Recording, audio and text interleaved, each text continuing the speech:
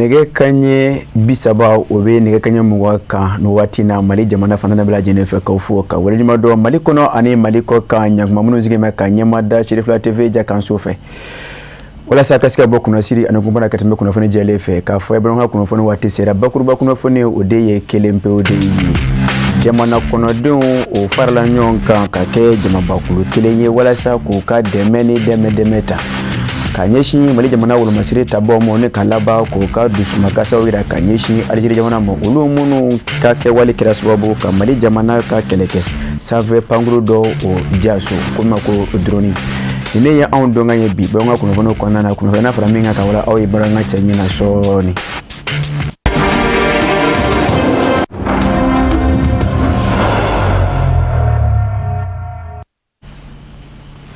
kasika aufu kokura malikona ani maliko ka ni wati na amunu keme kadeneta ka da Shirifla TV ja kansuka ka fo bonanga kuno foni wati sere yeninye Madisla metonga franongo tomba au Conseil islamique du Mali kateme oka manyema ba amfana karamogo ase de Sherifu Souleymane Haidara fe uye kuno fondi kene kerengerne doke kabeni sibirido Afrika Klitan fla samba fla ani mugoni durio o jabala la amdalay asi 2000 la nyine ba mi beye sigina odeye Madisla metonga franongo tomba au Conseil islamique du Mali kasangani la seli doye oye kone de ke kanyeshi Algérie jamana ka ke wali domo mi tara ofe kanyeshi Mali jamana keleke sanve pankuru domo droni ni o jasoluye urukum konana Madisla metonga franongo tomba au Conseil islamique du Mali manyema kasangani o ka la seli oye o ka deme deta kanyeshi Mali jamana marabao mo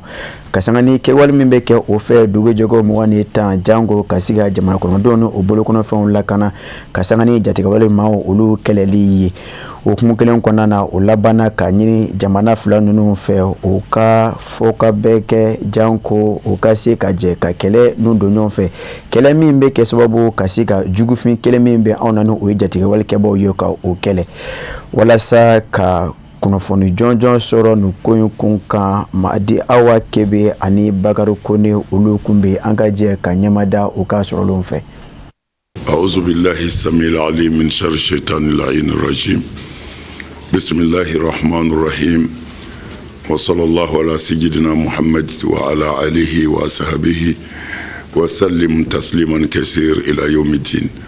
wa ba'd salamu alaykum ya jama'atal muslimina wal muslimat alhamdulillah ambi folo ka ala defo ka ala barka da ka ala wali mando ala mi ansigi ni kenenka ni wati na au Conseil islamique kono anga bisigi kun au conseil la koma dogolente malien shila ni tle flena de kumi anga jamana soro sorasi ko sraka ni odeye o yanga droni mimpi Algérie ka o mimpi Mali yɛrɛ kono ya n'a kɛra dekun ye aywa au conseil ya ɲini an ka jɛ ka sigi ni ko kɛra jamana kɔnɔ jamana den bɛɛ de kungo do aywa diinɛ ti bɔ diinɛ na ni an bɛɛ ka wuli ka jɔ ko de ka an ka kanu yira an faso la ka yira an faso la ni sira ninnu kan dekun fɛn o fɛn ye an ka sɔrɔsiw sɔrɔ a bɛ n'a fɔ a ye maliden kelen kelen bɛɛ sɔrɔ an b'o sigi de la ni ala sɔnna an ka secrétaire général an bɛnna kan minnu kan a bɛn'o tubabukan kalan kɔfɛ bamanankan fɔlɔw fana bɛna walanwala bamanankan na ala k'an bɛɛ sababu ma ala ka hɛrɛw caya ala ka jamana kisi. Rahmanir Rahim alhamdulillahi rabbil alamin au Conseil islamique ka dusukasi weleli ka tali kɛ Mali ka drone min ni Algérie faamaw n'u ye bom kɛ k'a lajigin Mali dugukolo kan au Conseil islamique a jɔrɔlen do ni wagati in na k'a fɔ Mali ani Algérie badenya sira ɲuman min kun b'u ni ɲɔgɔn cɛ o badenya sira in Algérie faamaw n'u y'o o badenya ɲuman sira in tiɲɛli da kɛnɛ kan marisi kalo tile 31 ni Mali ka drone dɔ jigini ye Mali dugukolo kan au Conseil islamique o waleya in a b'a kɔn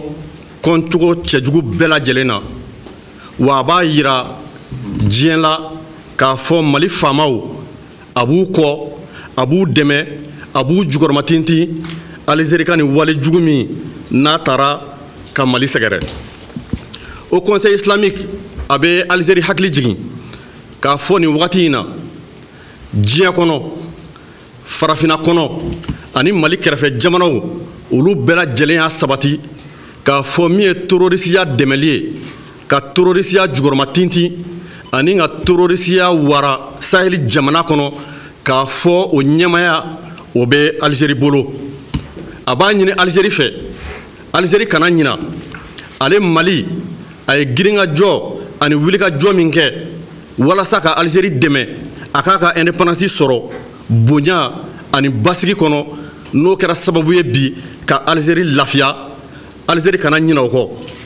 A b'a ɲini Alizeri fɛ Alizeri ka fara Mali kan ka Mali dɛmɛ ka terrorisiw kɛlɛ ka Mali dɛmɛ ka terrorisiw gɛn ka bɔ Mali ka frontière kɔnɔna la walasa basigi kelenya o bɛ se ka sabati Mali ani Alizeri ka frontière la ani Saheli jamanaw kɔnɔna la. Au Conseil islamique a b'a ɲini Mali faamaw ani Alizeri faamaw badenya sira min tun b'an ni ɲɔgɔn cɛ u k'u jija o ka se ka sabati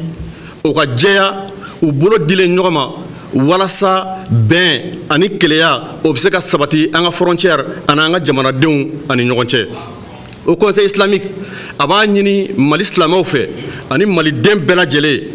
u ka ɲɔgɔn minɛ k'u bolo di ɲɔgɔn ma Mali jamana ɲɛmɔgɔw kɔ ani ka duwawu kɛ walasa Mali a bɛ se ka kunkɔrɔta ani sewa a bɛ se k'o sɔrɔ terroriste kɛlɛ la Mali kɔnɔ ani Saheli jamana kɔnɔ. Nin ye kibaruya ye min bɔra au Conseil islamique da k'a ɲɛsin Mali faamaw Mali jamanadenw ani diɲɛ seleke naani bɛɛ lajɛlen ma. Assalamu alaikum wa rahmatulahi ta'ala wa barakatuhu.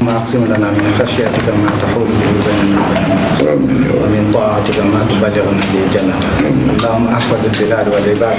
اللهم احفظ بلدنا واجعله بلدا راية وبلدا آمنة مطمئنة مستقرة يا الله سبحان ربك رب العزة عما يصفون سلام على المرسلين Centre international de conférence de Bamako CICB o de sukantira walasa kasi ka lajɛ belebele baara dɔ sigi sen kan minnu laɲini ye kasi ka dɛmɛ ta ka ɲɛsin Mali jamana marabaaw ma ka sanga ni waati laban ye Alizeri jamana olu ka kɛwale dɔ kɛli ye o fɛ min kɛra sababu kasi ka Mali jamana kɛlɛkɛ sanfɛ pakuru drone dɔ ka o jaso o hukumu kɔnɔna na kɛwale in kɛra sababu ka se ka o ka nisɔngoyaw yira ka ɲɛsin Alizeri jamana ma o min bɛ tali kɛ o ka o kɛwale in na ka sanga ni o ye jamana kɔnɔdenw kɔni bɔra ka caya ka kɛ jamabakulu kelen ye walasa ka se ka na ni jɛrɛ baara in kɛ ɲɔgɔn fɛ min kɛra ka bɛn ni sibiri don avril tile 12 sanba 2025 ye CICB kɔnɔna na Shirifula TV Chouala Abdul Karimu Sakɔ Ibrahima Kulubali olu tun bɛ Centre international de conférence de Bamako o soba mi tɔgɔ dalen do Jelibaba Sisoko la sibiri don avril kalo tile 12 o kɔni minɛla k'a fa iko da kɔnɔ ɲi ka sali fa fo ka jama tɔ to kɛnɛma malidenw bɔra iko cɛ kelen cɛw ni musow denmisɛnw ani maakɔrɔ u bɛɛ nana mun na k'u kana Mali ka welekan jaabi baw jugu bɛnna Mali kan o ye jugu jumɛn ye Mali sigiɲɔgɔn Algérie Mali finitigiw ka drone ni ka o lajigi Mali dugukolo yɛrɛ sanfɛ finitigiw bɛ baara la su ani tile jamanadenw an'u bololafɛnw bɛ se ka lakana cogo min na ka dankari jatigɛwale kɛbaaw la u ka o baaraw de kɔnɔna na Algérie u ka ni kɛlɛkɛminɛn jigi ka bɔ sanfɛ dabɔn kama ni waleya min kɛra Algérie fɛ a ye maliden bɛɛ lajɛlen tɔɔrɔ i ni ani dusukun na malidenw bɔra ka caya kabini société civile la ka se sifinakaw ka jɛkulubaw ma ani Mali kɔnɔ jɛkulu caman kana yira k'a fɔ u bɛ Mali ɲɛmaaw nɔfɛ ni baara in na k'u ka dusumakasi yira ni ka laban k'u ka dɛmɛ ta ka ɲɛsin Mali finitigiw ma olu minnu bɛ su ani tile u sen kan jamanadenw bɛ se ka hakilisigi sɔrɔ cogo min na ka bɔ jamana juguw tɔɔrɔ ma ka yira k'a fɔ Mali ni Algérie sigiɲɔgɔnmaw don kabini lawale wa Mali ye Algérie dɛmɛ ka tɛmɛ ka kɔn bi ɲɛ. An ka laɲini ye min ye tɔɲɔ min ni mankutu tobaliya min kɛra an na a k'a sara sabula an ka jamana u ye an lagosi an ka danbe la n'i y'a mɛn ko jamana kɛlɛkɛcɛw ko don fɔlɔ n'i y'a mɛn ko jamana lakana minɛnw ko don ni jamana wɛrɛ taara ka taa baga o ma an yɛrɛ ka dugukolo kɔ kan ka o tiɲɛ vraiment a b'i n'a fɔ ko i ye anw malidenw yɛrɛ de tiɲɛ donc an dusuma kasalen don fo ka se a dan na nka maa i kɛra cogo o cogo ɲɛmaaw de b'i la. Mali constitution b'a yira n'a hymne ni dankari la jamana la jamanakɔden bɛɛ de kan ka bɔ ka kɛ mɔgɔ kelen pour que k'a condamner o de la bi an nana yan waleya min taara ka ɲɛsin an ka jamana ma k'a yira k'a fɔ a ma bɛn an ma bi a ma bɛn an ma sini o hukumu kɔnɔna na fɛnɛ k'an ka soutien kɛ ka ɲɛsin an ka jamana ɲɛmɔgɔ ma k'an ka soutien kɛ ka ɲɛsin an ka forces armées maliennes ma pour que u k'a dɔn k'a fɔ u bɛ kɛlɛ min na an bɛɛ ka kɛlɛ de don mɔgɔ kelen ka kɛlɛ tɛ an ka fara ɲɔgɔn kan an ka jamana dɛmɛ ka bɔ juguw bolo. K'a fɔ waati tɛmɛra Mali donna Algérie ye jigiya ye o jigiya kama bi ni kuma kan ka kɛ cogo si la an ka jamana sécuriseli a n'a souveraineté o tɛ négocier maa si fɛ a tɛ négocier maa si fɛ an bɛ foli di an ka général d'armée ma Assimi Goïta a n'a ka baara ɲɔgɔn u ka cɛsiri walasa Mali bɛ se an ka yɛrɛma hɔrɔnya sɔrɔ an bɛ foli di an ka AES jamana ɲɛmɔgɔw ma ni o ye Ibrahim Traoré du Burkina Faso général d'armée Abdraman Tchane du Niger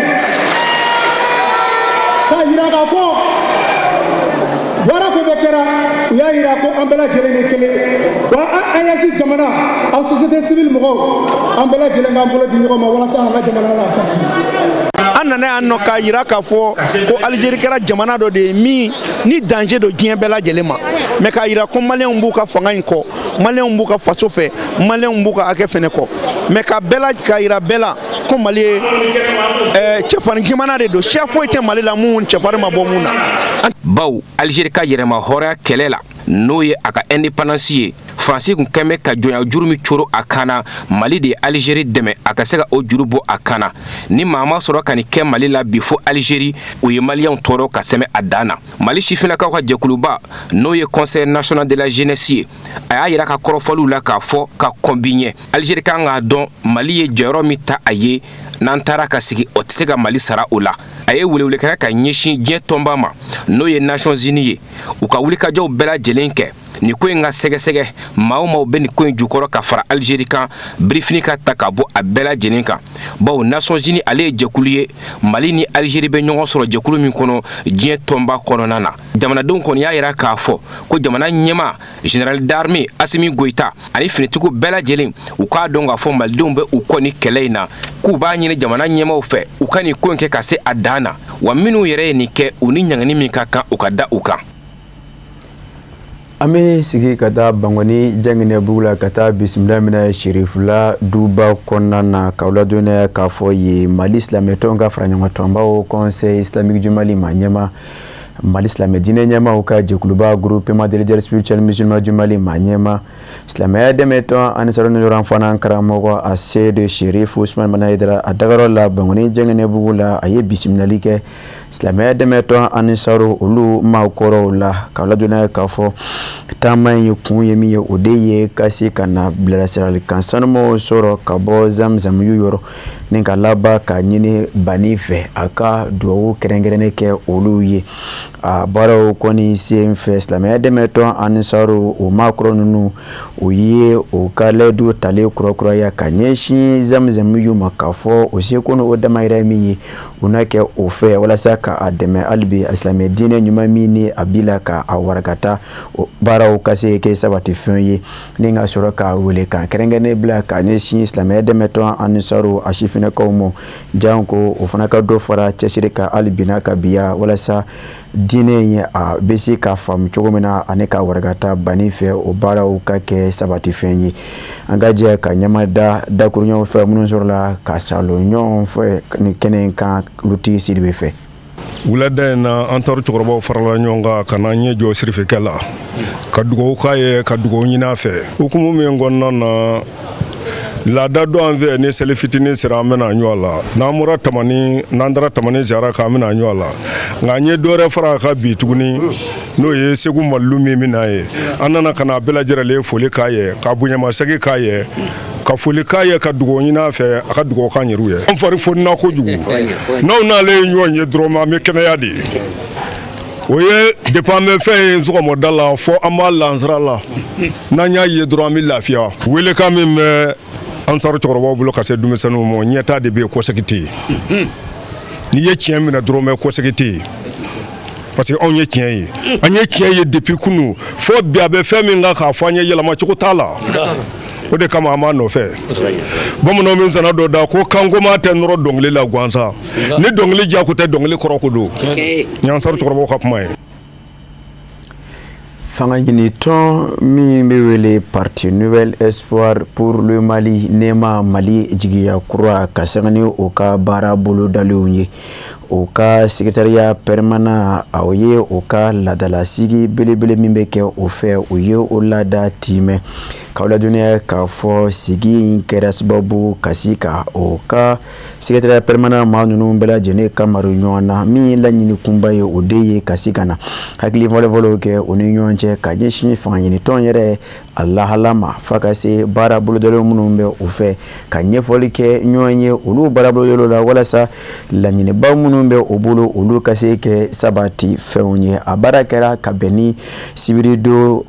Afrikɛlaw tile 12 sanba 2025 ye fanga ɲinitɔn yɛrɛ jabala la Korofinakaw fɛ Kadija Traore Nuhumu Kone olu tun bɛ yen. Bi sigi an b'a fɔ ko an ka Parti Nouvel Espoir pour le Mali nema a ka secrétariat permanent ni y'a ka sigi tako 20nan ye sigi a kɛra fɛn min kan babu bolila fɛn min kan kosɛbɛ ca minnu kun kalifalen don secrétariat permanent na ani ca minnu kalifalen don bureau national la o ca ninnu olu bɛ dakun jumɛn na an sera ka mun de kɛ o baara ninnu na mun de tora an ka se ka kɛ o baara ninnu kɔnɔna na an kumana fana an ka jamana yɛrɛ binakun kan notamment politiko binakun kan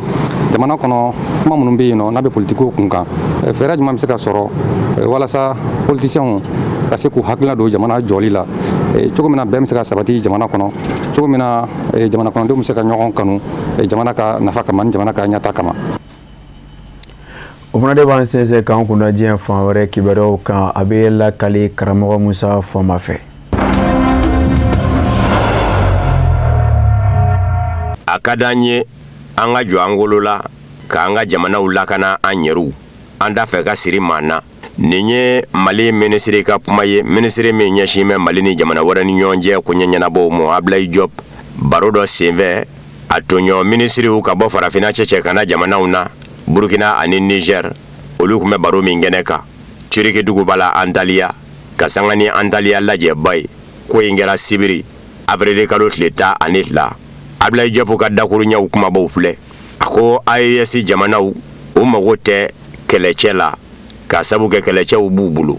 minnu bɛ se ka lakana baara kɛ nka u mago bɛ kɛlɛkɛ minɛnw de la a ko Mali mana ta kɔrɔmasurunya la Mali mago bɛ sanfɛ kɛlɛkɛ minɛnw na Ablaye Diop ko san laban minnu dɛmɛna Mali ni nazarala setigi jamanaw minnu kun bɛ jɛ la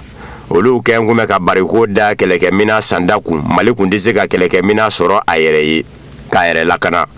a ko de kosɔn a jagoyara Mali jamana ɲɛmaa kuraw ka u k'u ɲɛsin setigi jamana kuraw ma i n'a fɔ Turiki jamana min n'an bɛ o kɔnɔ bi lajɛ la ani Sini jamana ni Irisila jamana o bi kɛ sababu ye an ka kɛlɛkɛ mina sɔrɔ an sago la Ablaye Diop ko diɲɛseleke naani tɔn b'a Nations Unies ka baara kan ka kɛ maa nanama sumanenw de ni lakanani ye diɲɛ fan o fan ko nka ko diɲɛseleke naani tɔn b'a Nations Unies ka basigili jakolo MINUSMA min ye san dan kɛ Mali jamana kɔnɔ k'a ye mun kɛ san dan in kɔnɔ ko foyi ko san dan kɔnɔ Mali jamana dugukolo tigiya kun dara k'a da ko ni kun ye Mali dugukolo sigi 100 sara la 40 ka taa se 50 ma k'a ka se kun tɛ boli nin ji kan ko nka ko MINUSMA ta ni bi jɛ ko Mali kɛmɛ k'a ka dugukolo caman digiya sɔrɔ bi a ko kɔrɔ tɛ ko lakanabaliya ban bɛ Mali dugukolo kan dɛ nka ko paraɲaba kɛmɛ a la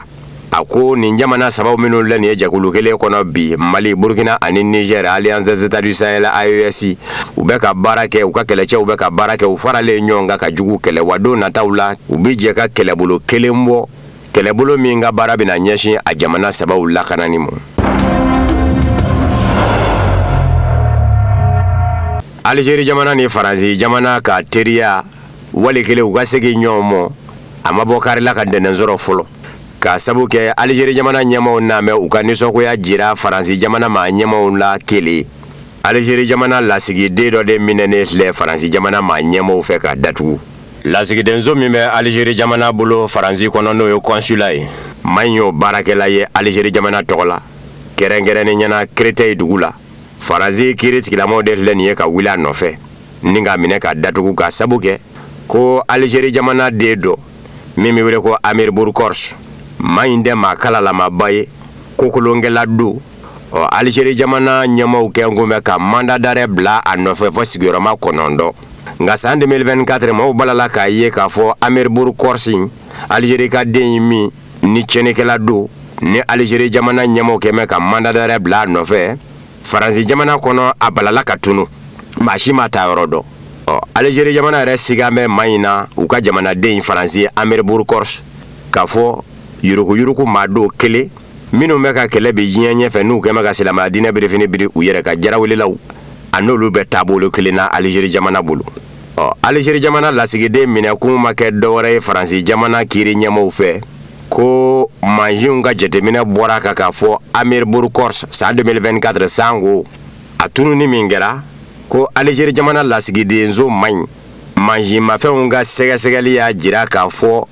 a ka telefɔni kun ka surun man ɲi ka so la n'o ye Amir Bourkors ye. O fɛnɛ kɛ mango ka sabu kɛ dɔnni warakojugu ye bi i nɔ bi to yɔrɔ caman na ni segin kɛra i ka telefɔni ka yɔrɔ welelenw ka k'u sɛgɛsɛgɛ. O de ma bɛn Algérie jamana ma ɲɛmaaw ma. Algérie jamana ma ɲɛmaaw ko min yɛrɛ y'u tɔtɔrɔ olu ka lasigiden minɛna nbɛdaba de kan, lasigidenya birifini min kan ka ye a kan n'u ko ma ko immunité diplomatique, nin ji ma jate Faransi jamana kiiri ɲɛmaaw fɛ. Faransi jamana kiiri ɲɛmaaw ma se Algérie lasigidenso fɛnɛ mɔ ka ɲɛfɔli kɛ u ye. Faransi jamana kiiri ɲɛmaaw ma kuma lase Algérie jamana ministre fɛnɛ mɔ, ministre min ɲɛsin bɛ lasigidenw ka koɲɛ ɲɛnabɔli mɔ. Algérie jamana ɲɛmaaw ko Faransi jamana kiiri ɲɛmaaw bɛ ka min kɛ u dala k'a ye nin ye ko kuma kalalama tɛ. Olu ka lasigiden ka nɛgɛjuru coupe sera ka weleliw ka t'u yɛrɛ sɔrɔ fɔ maa tununen ka so fanfɛlaw la Amir Bourkors ko minɛ tɛ se ka kɛ o ma.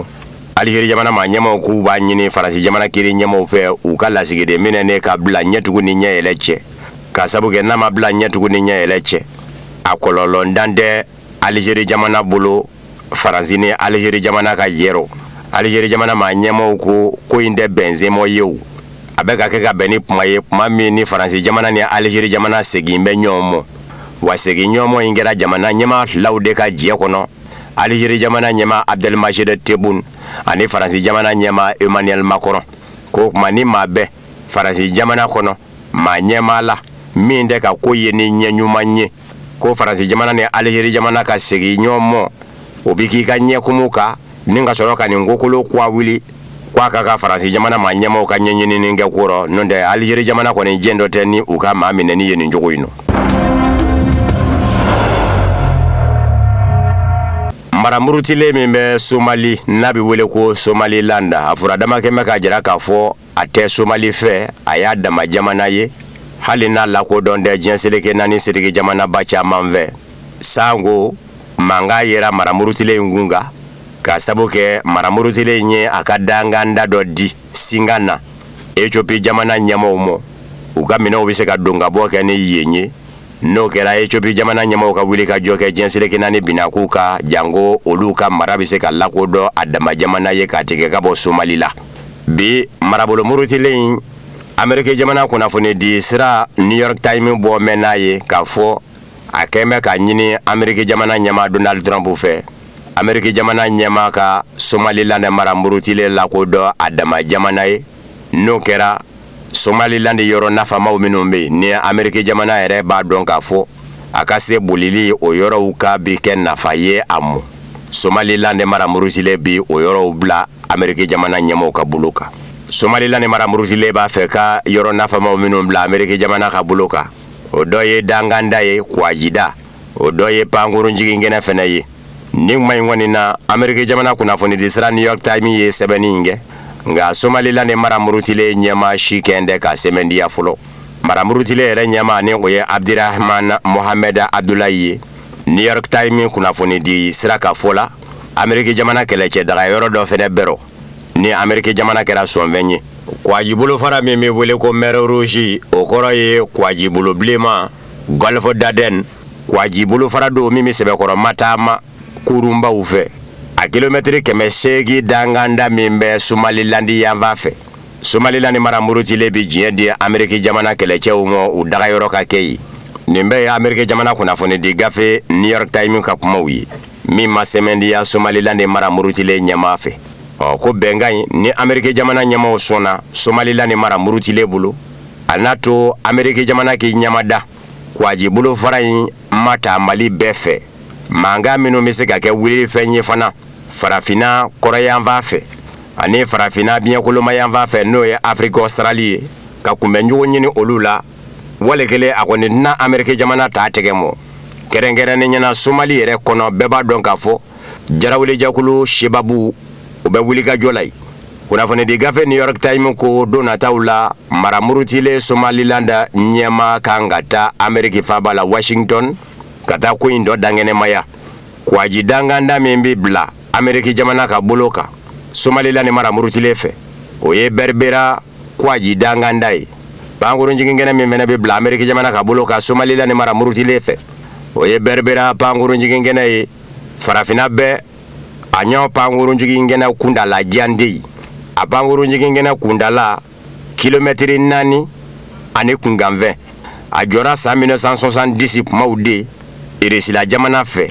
kuma min na Irisila bɛ wele ko URSS. Min ye Somali yɛrɛ ye sa n'a ma ɲa k'a fɔ Somaliland kalenga de do ko f'a k'i tigɛ ka bɔ Somali la. Somali ma ɲɛmɔgɔw ko u fana bɛ se ka min kɛ Ameriki jamana ɲɛmɔgɔw ye Gulf d'Aden babolo in a dangandaw lakanani u ka bila Somali kɛlɛcɛw ka bolo kan. Somali ma ɲɛmɔgɔw yɛrɛ bolo n'o kɛra kɛfɛn ye Ameriki jamana tɛna se ka Somaliland mara murutile lakodɔn a dama jamana ye. Somaliland mara murutile kelen dɛ Puntland mara murutile fɛnɛ bɛ yen. Ninnu bɛ Somali maraw ye minnu murutin bɛ Somaliland Puntland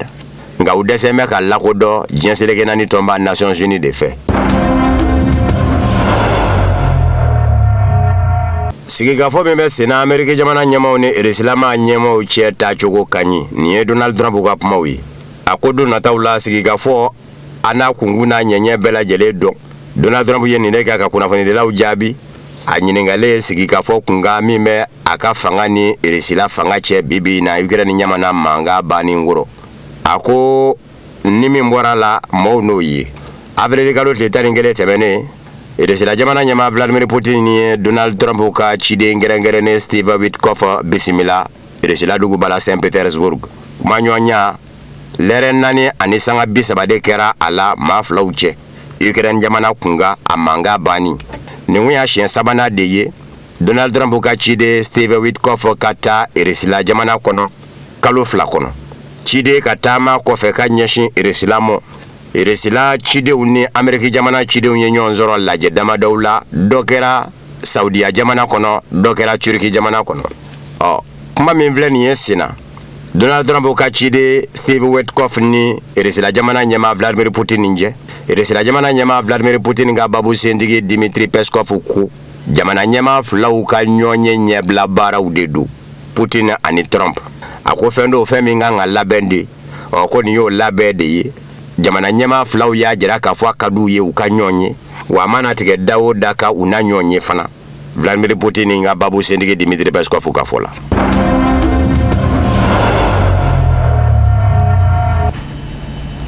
Kasi ka aw fo ko kura Mali kɔnɔ ani Mali kɔ kan a ka danaya ko tigɛba ta la ka da Shirifla TV jakanso kan ka aw fo kosɛbɛ.